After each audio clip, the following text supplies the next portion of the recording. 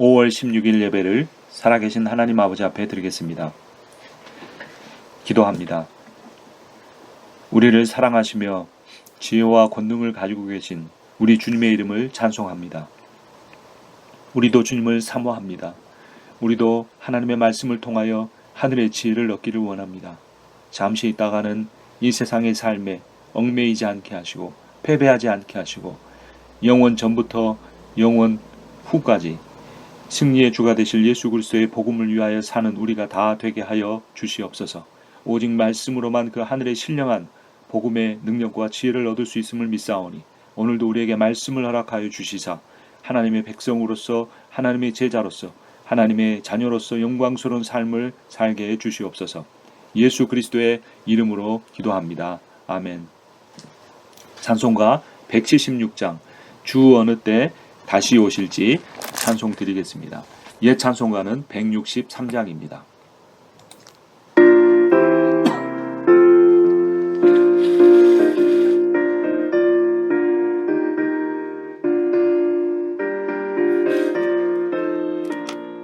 주 어느 때 다시 오실는지 아는 이가 없으니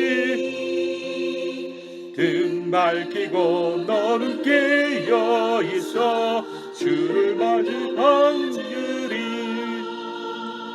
주 안에서 우리 몸과 마음이 깨끗하게 되어서 주 예수님 다시 오실 때에 모두 기쁨으로 맞으라. 주 오늘에 다시 오신다면 부끄러움 없을까. 잘하였다 주님 칭찬하며 우리 맞아 주실까. 주 안에서 우리 몸과 마음이 깨끗하게 되어서 주 예수님 다시 오실 때에 모두 기쁨으로 맞으라.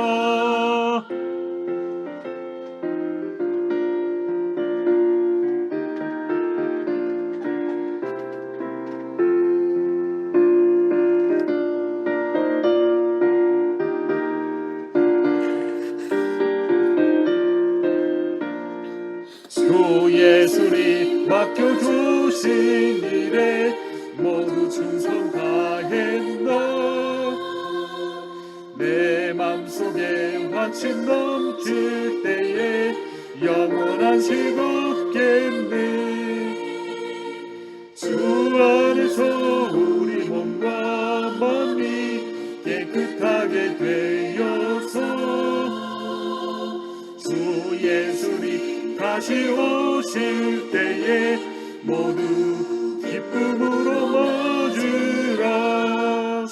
예수님 언제 오실는지 한밤에나 낮에나 늘 깨어서 주님 맞는 성도 주의 영광 보겠네.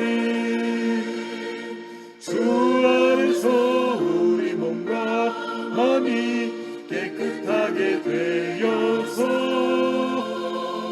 주 예수님 다시 오실 때에 모두 기쁨으로 맞으라.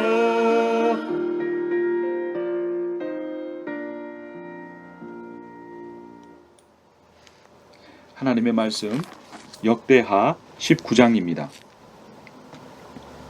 제 성경으로 구약성경 680쪽입니다. 19장 1절 2절 말씀 봉독합니다. 유다왕 여호사밧이 평안히 예루살렘에 돌아와서 그의 궁으로 들어가니라. 하나니의 아들 선견자 예후가 나가서 여호사밧 왕을 맞아 이르되 왕이 악한 자를 돕고 여호와를 미워하는 자들을 사랑하는 것이 옳으니까 그러므로 여호와께서 진노하심이 왕에게 임하리이다. 아멘. 역대하 19장 본문 전체를 가지고 구원인가 심판인가 라는 제목으로 하나님의 말씀을 증거하겠습니다. 하나님이 우리를 향한 뜻은 구원일까요? 심판이실까요? 예수 그리스도가 이 땅에 오신 목적은 우리를 구원하기 위해서 오신 것일까요? 심판하기 위해서 오신 걸까요? 성경에서는 그것을 참 애매하게 이야기합니다. 어느 곳에서는 예수가 이 땅에 오신 것은 구원하기 위해 온 것이다 라고 말합니다. 대표적인 구절이 요한복음 3장 17절입니다. 하나님이 그 아들을 세상에 보내신 것은 세상을 심판하려 하심이 아니요 그로 말미암아 세상이 구원을 받게 하려 하심이라. 심판이 아니고 구원이라고 명백하게 말씀하고 있습니다. 바로 그 앞 구절에는 우리가 잘 아는 요한복음 3장 16절이 있습니다. 하나님이 세상을 이처럼 사랑하사 독생자를 주셨으니 이는 그를 믿는 자마다 멸망하지 않고 영생을 얻게 하려 하심이라. 그러니까 멸망이 아닌 그러니까 심판이 아닌 영생, 구원이라는 거죠. 심판이 아니고 구원이다. 이것은 맞습니다. 그런데 이어지는 3장 18절을 보면 그를 믿는 자는 심판을 받지 아니하는 것이요 믿지 아니하는 자는 하나님의 독생자의 이름을 믿지 아니함으로 벌써 심판을 받은 것이니라 라고 합니다. 그런데 심판을 받지 않는 것이 아니고 심판을 이미 받은 것이라는 겁니다. 예수 그리스도가 이 땅에 오셨는데 우리를 구원하기 오셨지만 그 구원하신 예수 그리스도를 영접하지 않거나 그분의 제자로서 삶을 살지 않는 자들에게는 이미 심판이 임한 것과 마찬가지이기 때문에 그들을 심판할 필요도 없는 것이죠. 예수님의 주 목적은 그들을 심판하려는 것이 아니라 창세전부터 하나님께서 구원하려고 작정하셨던 사람들을 구원하는 데 온 것입니다. 그러면 이것이 신학적으로 교리적으로는 이해가 될지 모르지만 내 삶에서는 그렇다면 어떠한 경우가 참 믿음을 가진 것이고 어떠한 믿음이 심판에 이르지 않고 구원에 이르게 하는 믿음이 될까를 생각하게 됩니다. 그러한 내용을 오늘 성경 역대하 19장을 통해서 우리가 발견해 볼 수 있습니다. 19장 1절을 다시 보면 유다 왕 여호사밧이 평안히 예루살렘에 돌아와서 그의 궁으로 들어가니라. 평안히라는 단어가 중요합니다. 그 바로 앞의 구절인 역대하 18장 34절을 보면 이날의 전쟁이 맹렬하였으므로 이스라엘 왕이 병거에서 겨우 지탱하며 저녁 때까지 아람 사람을 막다가 해가 질 즈음에 죽었더라 라고 합니다. 그러니까 이스라엘 왕 아합은 죽었고 18장 34절에서 19장 1절에서 여호사밧은 살아 돌아왔습니다. 사실 상황으로만 보면 여호사밧이 죽어야 했고 이스라엘 왕 아합이 살아나야 했습니다.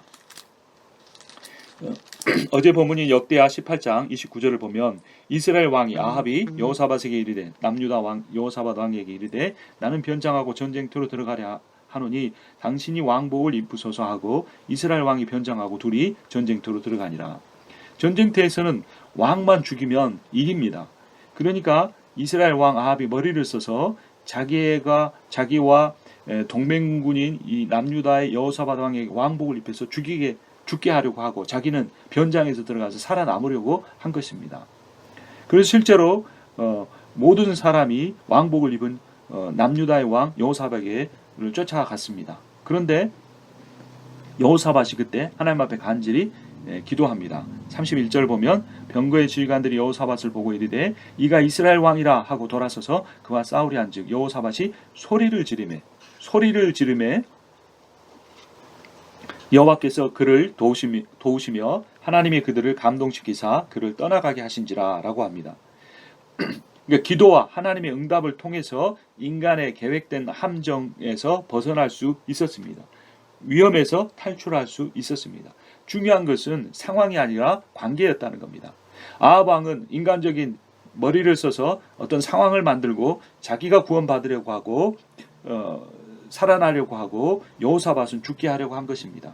하지만 이 하나님의 개입으로 인해서 그 인간적인 꾀는 무산이 되고 실제로 죽는 것은 아합 왕이었습니다. 33절을 보니까 한 사람이 무심코 활을 당겨 이스라엘 왕의 갑옷 솔기를 쏜지라. 왕이 그의 병거 모는 자에게 이르되 내가 부상하였으니 내 손을 돌려 나를 진중에서 나가게 하라 하였으나. 그리고 34절에 보니 죽습니다. 중요한 것은 33절에 무심코라는 단어입니다. 왕복을 입은 여호사밧은 사람들이 우르르 쫓아가다가도 그냥 여호사밧이 기도하니까 하나님의 계획하니까 다 이유도 없이 흩어져 버렸습니다. 그런데 그 중에 아합왕을 쏘려고 한 것도 아니고 한 사람이 무심코 활을 당겼는데 그 화살이 왕의 두꺼운 갑옷 중에 솔기 그 빈틈을 파고 들어가서 죽게 된 겁니다. 우연처럼 보이지만 거기에는 하나님의 주권이 행사된 방법이 있었습니다. 하나님의 지혜와 능력이 여기서 드러난 것입니다.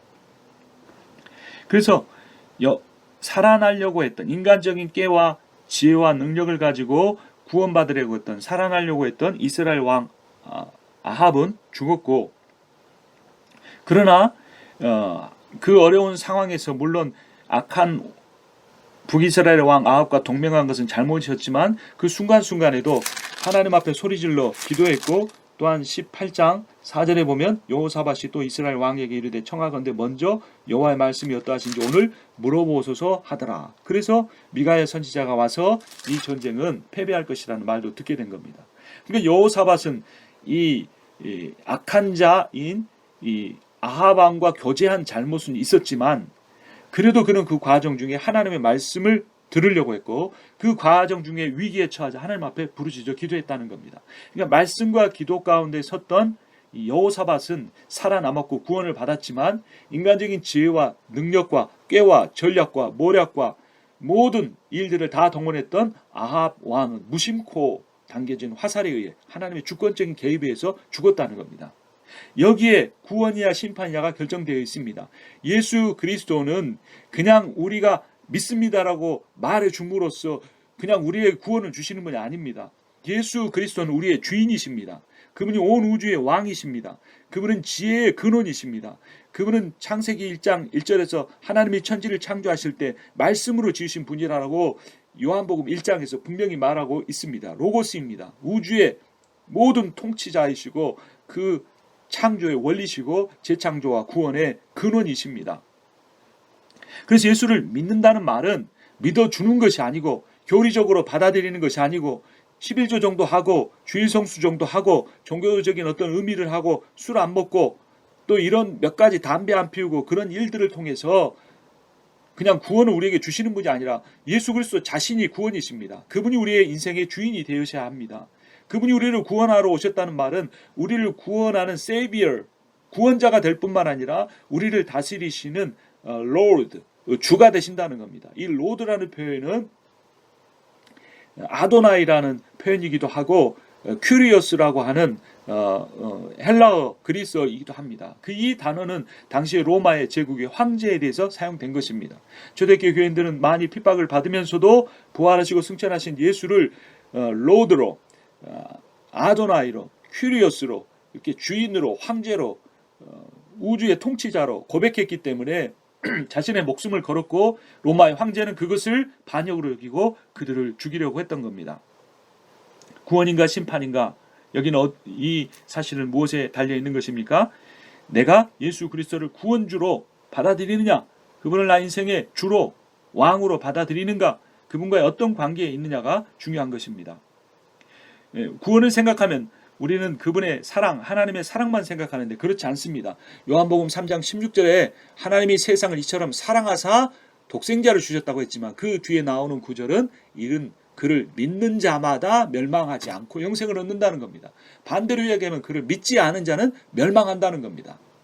그러니까 믿음이 중요한 것이죠. 믿음을 통해 멸망이냐 영생이냐가 결정이 되는데 그 믿음이 무엇이냐라는 것이죠. 그 믿음이 무엇인가? 18절에 보면 요한복음 3장 18절에 보면 그를 믿는 자는 심판을 받지 아니하는 것이요 믿지 아니하는 자는 하나님의 독생자의 이름을 믿지 아니하므로 벌써 심판을 받은 것이라. 19절 그 정죄는 이것이니 곧 빛이 세상에 왔으되 사람들이 자기 행위가 악함으로 빛보다 어둠을 더 사랑한 것이니라. 무엇을 사랑하는가가 믿음이라는 겁니다. 예수를 믿는다는 것은 예수가 빛이심으로 예수를 믿는다는 것은 예수를 더 사랑한다는 겁니다.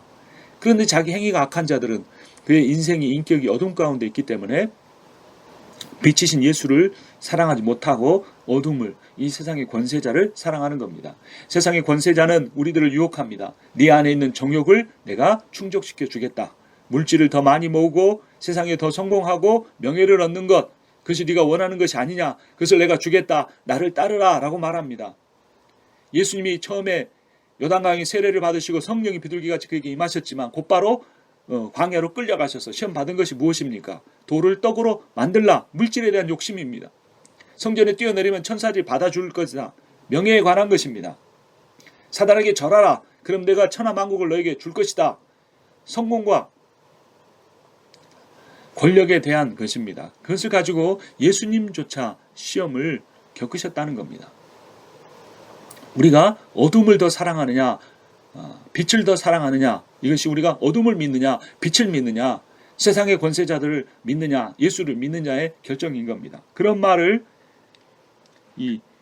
2절에도 나옵니다. 오늘 보면 역대하 19장 2절을 보면 하나니의 아들 선견자 예후가 나가서 여호사밧 왕을 맞아 이르되 왕이 악한 자를 돕고 여호와를 미워하는 자들을 사랑하는 것이 옳으니까 그러므로 여호와께로부터 진노하심이 왕에게 이 말이이다. 자, 누구를 사랑하느냐가 문제라는 겁니다. 악한 자를 돕고 여호와를 미워하는 자를 사랑하는 것. 여호사밧이 왜 그렇게 했을까요? 여호사밧이 다윗과 솔로몬과 르호보암과 아사 왕에 이어서 그 부와 지혜와 권력을 가졌는데 그것을 하나님이 주셨다는 사실을 잊어버리고 당시에 번성하고 있던 이스라엘의 왕 아합 가문과 사돈관계를 맺은 것이 문제인 겁니다. 양다리를 거치는 것이 신앙의 딜레마입니다. 우리 중에 하나님을 믿지 아니한 사람은 없습니다. 예수를 주로 고백하지 않는 사람이 없습니다. 그런데 우리가 복음과 세상의 양다리를 거치고 있는 것입니다. 세상에 성공하지 말라는 것이 아닙니다. 세상에서 부를 모으지 말라는 것이 아닙니다. 세상에서 권력을 갖지 말라는 것이 아닙니다. 내 삶의 우선순위, 내 존재를 확정하는 것이 복음의 기초에 서 있는가, 세상의 것에 세워져 있는가라는 겁니다. 결국 인간은 자아 실현을 위해서 삽니다. 내가 누군가, 임상원 목사가 누군가, 임상원 목사가 가치가 있는 사람인가, 임상원 목사가 존귀한 사람인가, 이것을 확인하고 싶어 하는데 그것을 무엇을 통해 확인하려고 합니까? 성도들이 목사님 말씀에 은혜 받았습니다. 이런 말에 확인하려고 하는 겁니다. 내 자녀를 얼마나 좋은 대학에 보냈는가, 이런 걸 통해 확인하려고 하는 것이 문제인 겁니다. 내가 집이 있는가 없는가, 어떤 차를 타는가 아닌가, 성도가 몇 명인가, 건물의 사이즈가 얼마인가, 이런 걸 통해 자기의 존재감을 찾으려고 하는 것은 예수님이 사역을 시작하기 전에 광야에 사단에게 받으셨던 시험과 동일하는 겁니다. 세상을 사랑하지 말라. 세상의 것들도 필요하면 취하고 얻으나 우리의 존재의 가치와 존귀함은 오직 하나님의 말씀에 있고 그 하나님의 말씀이신 예수 그리스도의 인격과 사역에 있고 그분의 복음에 있고 그분을 따름으로써 그분을 나의 구세주와 주로 믿고 따름으로써 그분과의 사랑의 관계를 유지함으로써 내 존재감을 찾고 내가 사랑을 받을 자격이 있는 사람이라는 사실을 확인해야 하는 겁니다. 여호사밧이 어리석은 면이 있었지만 지혜로운 면도 있었습니다. 3절에 보면 그러나 왕에게 선한 일도 있으니 이는 왕이 아세라 목상들을 이 땅에서 없애고 마음을 기울여 하나님을 찾음이니이다. 우상을 제거했습니다. 굉장히 중요한 일입니다. 우리의 인생에 보이는 우상도 있지만 보이지 않는 우상이 더 많습니다. 그러나 여호사밧은 이 우상과 싸웠습니다. 근데 여호사밧이 깨닫지 못한 가장 큰 우상이 있었는데 그건 뭐냐면 사람이었습니다. 신앙이 좋은 사람은 물질에 대해서, 돈에 대해서 좀 초연할 수 있습니다.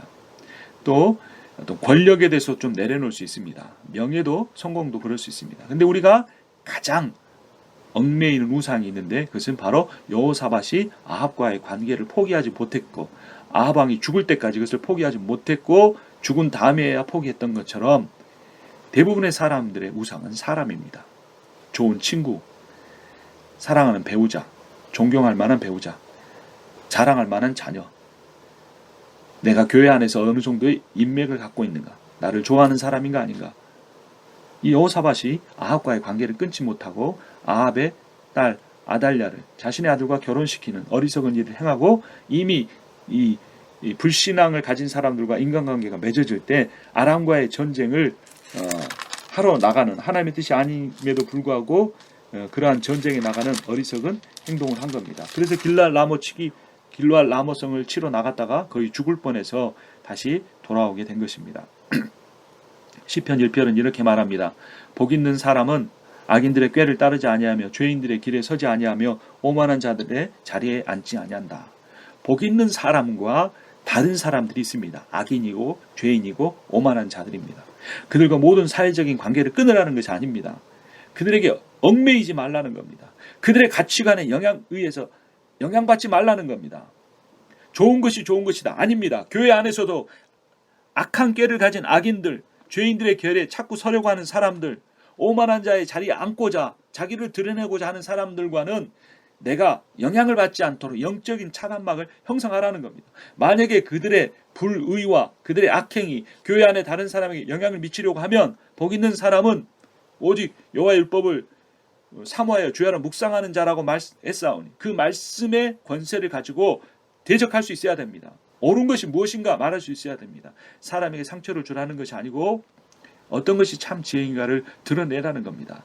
그래서 여호사밧이 이것을 깨닫고 나서 이 온 이스라엘의 재판정을 설치합니다. 4절에 보면 여호사밧이 예루살렘에 살더니 다시 나가서 브엘사바에서부터 에브라임 산지까지 민간에 두루다니며 그들을 그들의 조상들의 하나님 여호와께 돌아오게 하고 신앙을 회복시켰습니다.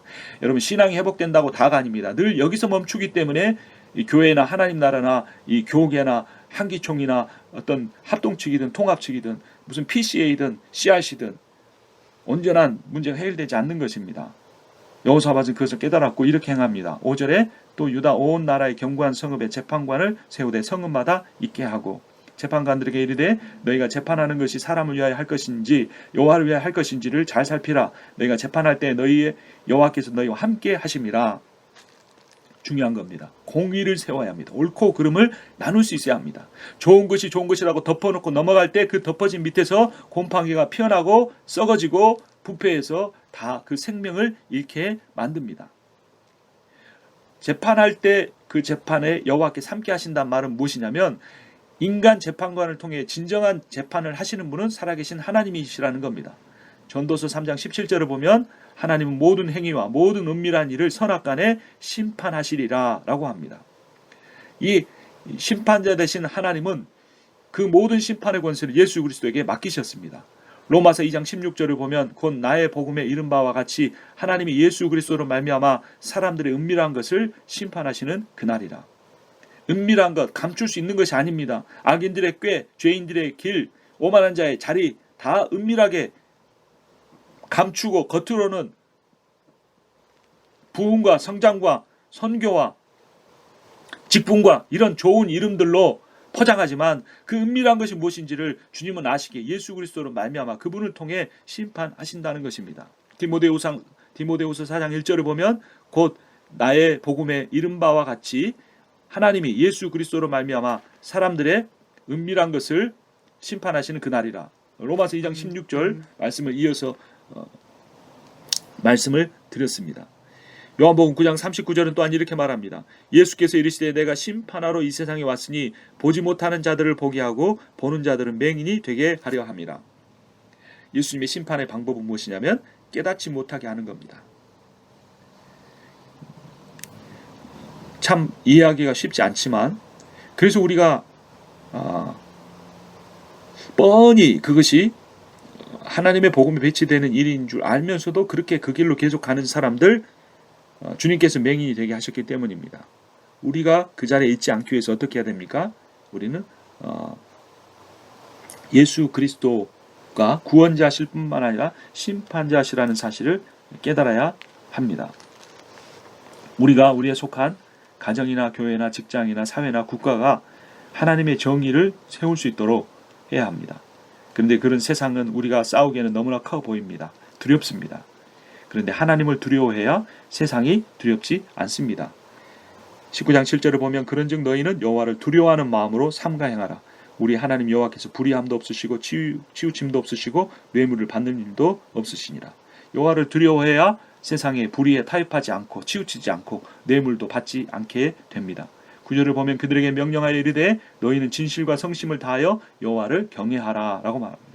여호와를 경외해야만, 여호와를 두려워해야만 우리는 세상의 불의한 자들 앞에서 정의가 무엇인지 진실이 무엇인지를 말할 수 있는 것입니다. 10절에 보면 어떤 성읍에 사는 너희 형제가 혹 피를 흘림이나 혹 율법이나 계명이나 율례나 규례로 말미암아 너희에게 와서 송사하거든 어떤 송사든지 그들에게 경고하여 여호와께 죄를 범하지 않게 하여 너희와 너희 형제에게 진노하심이 임하지 말게 하라. 너희가 이렇게 행하면 죄가 없으리라 라고 말합니다.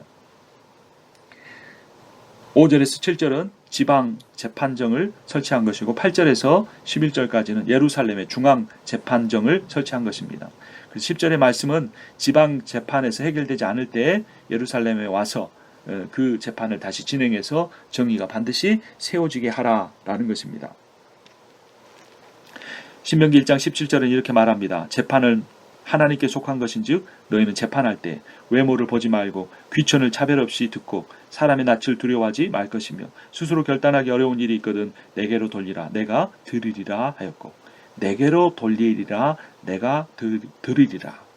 말씀의 기초에서 재판하지만 말씀을 분별할 능력이 없을 때 기도가 필요하다는 것입니다. 하나님의 뜻을 물어야 한다는 것입니다. 이 사실을 잘 알았던 사람이 솔로몬 왕이었습니다. 열왕기상 3장 9절을 보면 누가 종의 이 많은 백성을 재판할 수 있으리까 듣는 마음을 종에게 주사 주의 백성을 재판하여 선악을 분별하게 하소서라고 말합니다. 솔로몬 왕은 지혜의 왕이었지만 겸손했습니다. 그리고 하나님의 지혜를 구했습니다. 듣는 마음을 달라고 했습니다. 그것은 이 억울한 일을 당한 백성의 목소리에 귀를 기울이는 선한 왕이 되겠다는 의미이기도 하지만 이 듣는 마음이란 사람에게만 하는 것이 아니라 하나님을 향하여 듣는 마음을 갖겠다는 겁니다. 백성들을 사랑하여서 천한 창기들이 와서 재판을 해도 누구의 아들인가를 분별해주는 그런 마음이 있었지만 더 솔로몬의 위대함은 그 모든 재판을 듣는 마음을 가지고 하나님의 뜻에 귀를 기울이고 그것을 분별해서 선악을 분별했다는 것입니다. 선악을 분별하는 것 중요합니다. 아담과 하와가 범죄했던 그 핵심이 무엇이냐면 선악을 알게 하는 나무 열매를 따먹은 것입니다. 그래서 뱀이 이렇게 유혹했습니다. 너희가 그 열매를 먹어도 결코 죽지 아니하리라. 그것을 먹는 날에 너희 눈이 밝아져 선악을 분별하는 일에 하나님과 같이 되리라. 즉 아담에게 우주의 재판장이 되라고 한 것입니다. 그러나 솔로몬은 자신은 어린아이와 같으니 그 재판정에서 듣는 마음만 주시면 제가 하나님에게 귀를 기울여 하나님의 뜻을 따라 선악을 분별해 백성에게 알려주겠습니다 라고 말했던 것입니다. 여러분, 하나님 우리에게 원하시는 것은 구원일까요? 심판일까요? 우리 주 예수 그리스도는 다시 오십니다. 그때 우리는 심판대 앞에서 양이 되어 구원의 길로 오른쪽에 설 수도 있고 염소가 되어 왼쪽으로 심판의 길을 갈 수도 있습니다. 주 어느 때 다시 오실는지 우리는 알지 못합니다. 그러나 우리는 하나님을 경외하고 하나님이 원하시는 사랑과 정의를 행할 때에 하나님께서 우리를 기뻐하시고 우리를 통하여서 이 세상을 예수의 복음의 물결로 가득 차게 만들어 가실 것입니다. 우리가 생각해야 될 것은 이 세상의 멸망도 아니요, 이 세상의 어떤 코로나 바이러스 감염병과 같은 질병도 아니요, 세상에 주가나 부동산이 하락할까 올라갈까 그 문제도 아니요, 우리는 주 예수가 어느 때 다시 오실는지가 우리의 모든 관심사여야 합니다. 그분은 온 우주의 창조주였을 뿐만 아니라 그분은 온 우주의 구원자이시고 심판자이시고 재림하여 다시 오실 분이십니다. 그분을 고대하고 소망하며 그분이 오시는 그날까지 정의로운 삶, 사랑을 베푸는 삶을 사시는, 특별히 힘없고 연약한 자, 억울한 일 당한 자를 대변하는 그러한 삶을 사시는 여러분과 제가 되기를 주님의 이름으로 축원합니다. 주 어느 때 다시 오실는지 우리 함께 찬송하며 기도하도록 하겠습니다.